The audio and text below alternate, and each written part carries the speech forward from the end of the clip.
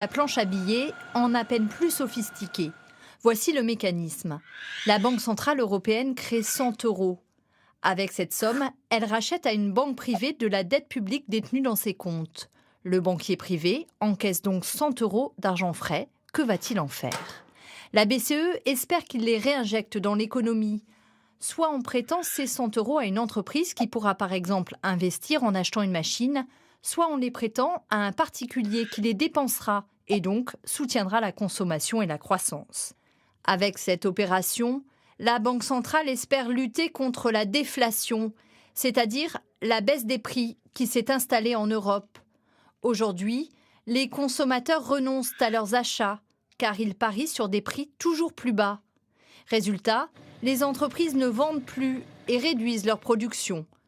Pour rester compétitives, elles baissent les salaires et parfois sont obligées de licencier leur personnel. Un cercle vicieux que la BCE veut stopper.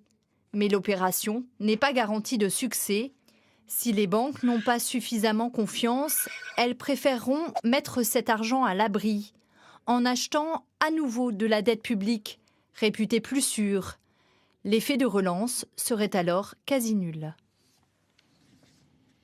Cette annonce de la Banque centrale européenne intervient le jour même où sont réunis à Davos, en Suisse, des milliers de patrons, d'économistes et de dirigeants politiques de tous bords. Bonsoir François-Xavier Pietri, vous êtes sur place à Davos et on a le sentiment ce soir que cette décision de la BCE fait l'unanimité de tous côtés.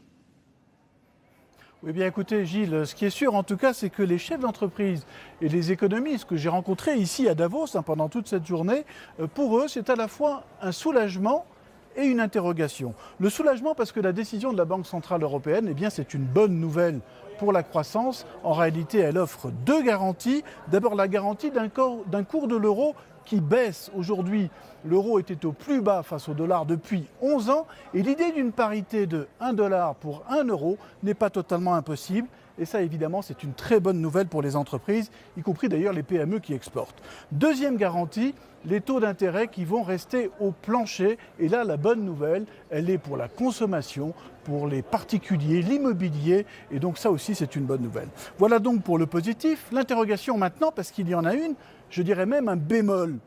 C'est le risque d'oublier, les bonnes résolutions. On connaît le piège, dès que l'argent rentre dans les caisses, dès que ça va mieux, eh bien on recommence à le dépenser. Et là, les regards se tournent, je dirais, d'une certaine façon vers la France. Il ne faudrait pas profiter de cette aubaine, nous disent les chefs d'entreprise, pour relâcher les efforts. Merci beaucoup François-Xavier Pietri en direct de Davos, en Suisse. Et puisque nous évoquons les effets de cette décision historique de la BCE, un pays en particulier est intéressé. Au premier chef, il s'agit de la Grèce. Le pays est en état de quasi-banqueroute. Il doit à la fois rembourser une dette de 320 milliards d'euros et mener des réformes douloureuses. Et dans ce contexte de crise, un parti de gauche radicale, Syriza, pourrait remporter les élections qui ont lieu dimanche. Cette formation est parvenue à mobiliser des Grecs qui n'attendent plus rien du personnel politique traditionnel. Regardez ce reportage à Athènes de nos envoyés spéciaux, Pierre Grange et Florian Le Goïc. Elle déclame de tout son cœur. Le temps de la gauche est arrivé.